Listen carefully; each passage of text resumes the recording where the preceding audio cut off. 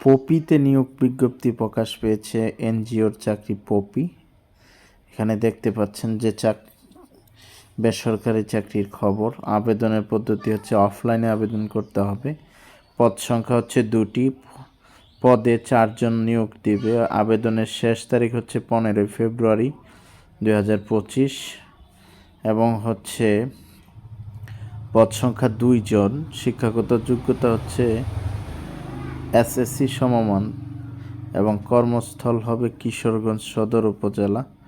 অভিজ্ঞতা সংশ্লিষ্ট পদে কোনো প্রতিষ্ঠানে কমপক্ষে 1 থেকে 2 বছর অভিজ্ঞতা থাকতে হবে। বেতন 12,000 টাকা, অধিক অভিজ্ঞ প্রার্থীদের ক্ষেত্রে আলোচনা সাপেক্ষে নির্ধারণ করা হবে।